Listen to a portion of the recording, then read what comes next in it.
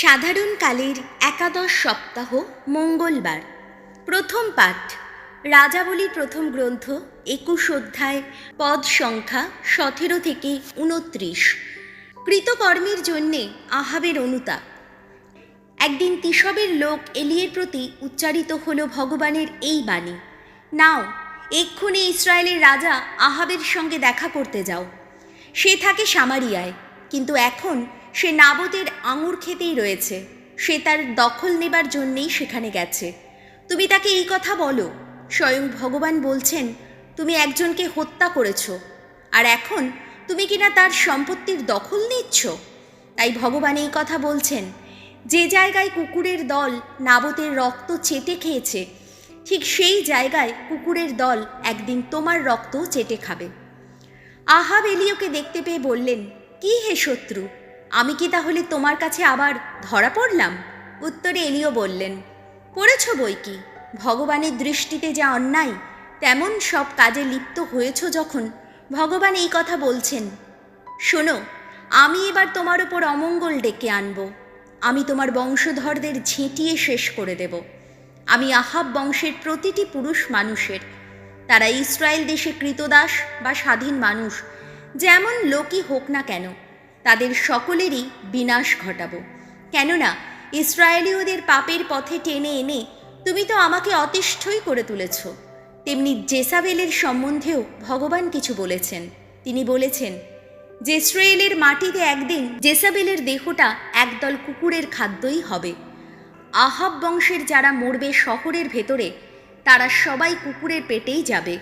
আর যারা মরবে বাইরে কোথাও, আকাশের যত শিকারী পাখিরই খাদ্য হবে তারা। সত্যিই তো, আহাবের মতো কেউ কখনো হয়নি। ভগবানের দৃষ্টিতে যা অন্যায়, তিনি তো তেমন সব কাজে সম্পূর্ণ লিপ্ত হয়েছিলেন। তিনি তার স্ত্রী জেসাবেলের প্ররোচনাতেই তা করেছিলেন। ভগবান একদিন ইসরায়েলীয়দের সামনে থেকে উৎখাত করে সেই যে আমোরীয়দের দেশ ছাড়া করে দিয়েছিলেন, তাদের মতো যত সব ইতর বিগ্রহের প্রতি আসক্ত হয়ে আহাব তো বহুবার নিতান্ত ঘৃণ্য কাজই করেছিলেন। আহাব যখন এলিয়ের ওইসব কথা শুনলেন, তখন তিনি নিজের পোশাকটি একবার ছিঁড়ে দিলেন, গায়ে পরলেন একটা লোমের কাপড়। তিনি উপবাস করতে লাগলেন। লোমের কাপড় পরেই শুতেন তিনি, হাঁটা চলা করতেন ধীর নম্র পায়ে। তখন তিশবের লোক এলিয়ের প্রতি উচ্চারিত হল ভগবানের এই বাণী, আহাব এখন কিভাবে আমার সামনে নিজের মাথা নুইয়েছে, তুমি কি তা দেখতে পাচ্ছ?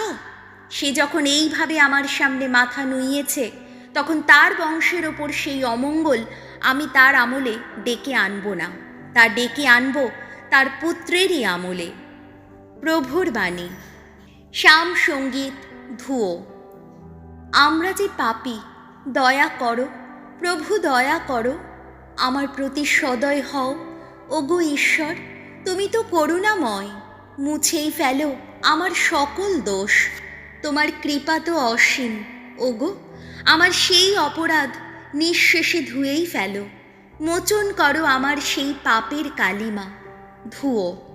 আমরা যে পাপী, দয়া করো প্রভু, দয়া করো, আমার দোষ, আমার ত্রুটি স্বীকার করছি আমি। আমার সেই পাপের কথা স্মরণে আমার রয়েছে অনুক্ষণ। তোমারই কাছে ওগো, একমাত্র তোমারই কাছে পাপ করেছি আমি। তোমার চোখে যে অন্যায়, তাই করেছি আমি। ধুয়ো। আমরা যে পাপী, দয়া করো প্রভু, দয়া করো। ওগো, আমার কোনো পাপের দিকে আর তাকিয়ে দেখো না। আমার ওসব অপরাধ মুছেই ফেলো। ওগো ঈশ্বর, ত্রাণেশ আমার, পাওনা মৃত্যু থেকে তুমি আজ বাঁচাও, বাঁচাও আমায়। আমার কণ্ঠ গাইবে তখন, কি ধর্মময় তুমি। ধুয়ো। আমরা যে পাপী, দয়া করো প্রভু, দয়া করো। বাণী বন্দনা। জয় জয় প্রভুর জয়, জয় জয় প্রভুর জয়, জয় জয় প্রভুর জয়। নতুন আদেশ দিলাম আমি, যেভাবে ভালোবেসেছি তোমরা সবে সেইভাবে পরস্পরকে ভালোবাসবে। জয় জয় প্রভুর জয়, জয় জয় প্রভুর জয়, জয় জয় প্রভুর জয়। মথি রচিত মঙ্গল সমাচার, 5 অধ্যায়, পদ সংখ্যা 43 থেকে 48। শত্রুকেও ভালোবাসতে হবে। যিশু একদিন তাঁর শিষ্যদের বললেন, তোমরা শুনেছ যে প্রাচীনকালের মানুষদের এই কথা বলা হয়েছিল, তোমরা প্রতিবেশীকে ভালোবাসবে আর তোমার শত্রুকে ঘৃণা করবে। কিন্তু আমি তোমাদের বলছি, তোমরা তোমাদের শত্রুকে ভালোই বাসো, যারা তোমাদের নির্যাতন করে তাদের মঙ্গল প্রার্থনা করো। এইভাবেই তোমরা স্বর্গে বিরাজমান তোমাদের পিতার প্রকৃত সন্তান হয়ে উঠবে।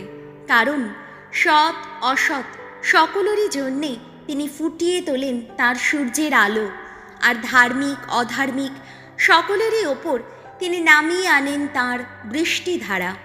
যারা তোমাদের ভালোবাসে, শুধু তাদেরই যদি ভালোবাসো, তবে তোমরা কি পুরস্কারই বা আশা করতে পারো?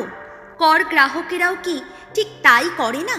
তেমনি তোমরা যদি শুধু নিজেদের ভাইদের সঙ্গেই কুশল আলাপ করো, তবে কি বা এমন কিছু করলে? বিধর্মীরাও কি ঠিক তাই করে না? কাজেই স্বর্গে বিরাজমান তোমাদের পিতা যেমন সম্পূর্ণ পবিত্র, তেমনি তোমাদেরও হতে হবে সম্পূর্ণ পবিত্র।